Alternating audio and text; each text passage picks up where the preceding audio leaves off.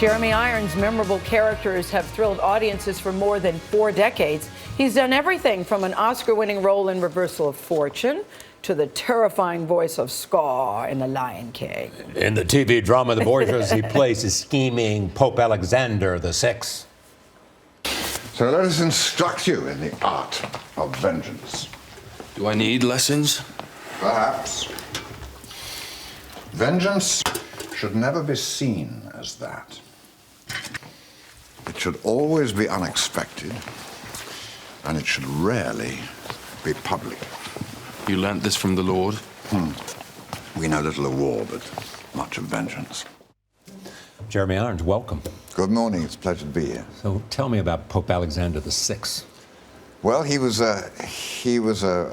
sort of discovering him weekly, but he's a pope who had 12 children, which tells you something. He's complicated, Jeremy. He's different already. He's complicated. He's a very rounded man. And for an actor, it's a joy to play him because he is both a great believer, a head of the Christian church at about the time that this country was discovered, 1490s, and a man who would use almost any weapon to get his way and to strengthen the Catholic Church and to strengthen their position in Europe. No, he's got 12 children and a couple of mistresses and seems to be looking all over the place. Have you gotten any feedback from the Catholic Church? They've kept very quiet on it, probably rightly. But, you know, I would not expect our monarch, Elizabeth II, to comment upon my playing of, say, Richard III, who was a pretty difficult king. I think we know this is historical, and we know that times were very different then.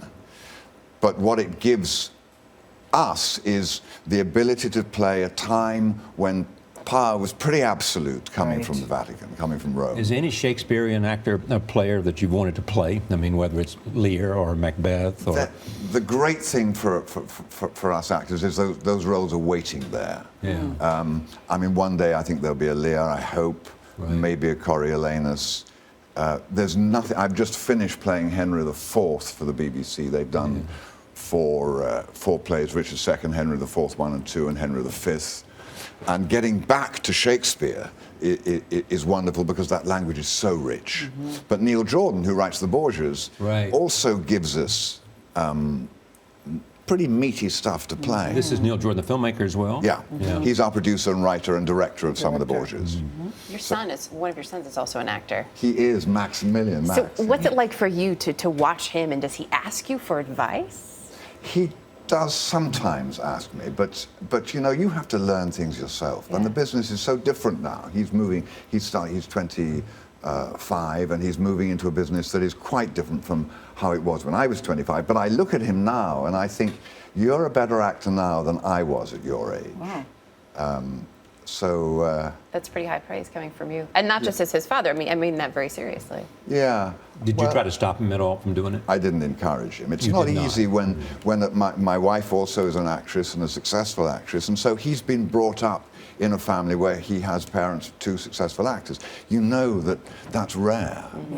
And I don't want him to think that's just the way it will always be for him. It's a tough life, especially now. And parents that are still together, Jeremy. I love this. It's a miracle. Yes. It's a miracle. Well, I don't know if it's a miracle. I think, but 2 parents that are still together. And as I sit here and listen to your voice, I know you know what a great voice you have. It's been described as one of the best voices ever. When did you know that your voice was so distinct? And how does it sound to your ear? I don't listen to it. I remember a story. When I was around 30, John Hurt, who's a friend of mine, who was a neighbor, we were having coffee together, and we were, I suppose, late 20s, 30, and he said to me, have you noticed how many good young actors there are around at the moment? Seems sort of early 20s. And I said, yes, I am. I understand we're being chased. We're being chased by this talent. And he said, you know what I do? If I meet a young actor who I think is very good, I say, you have a fantastic voice. Have you ever listened to it? And you know that he is completely messed up. Because if you become conscious of what you are, it just gets in the way. So gets in the way. Thank you for the compliment, but I put it aside. No, I meant it as such. Look back for a moment. I mean, was there a role that was more satisfying to you than any other? Oh, the complicated roles always satisfy me.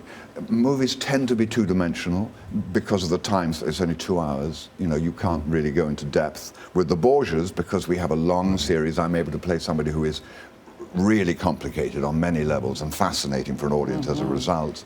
Shakespeare always gives you that. I suppose, perhaps, and you won't like this answer, but I suppose Lolita, which is such a difficult subject. Oh, I do like that answer. I think he Like was that most answer, and like satisfying. you too. Nice to see Continued you. success. Thank you.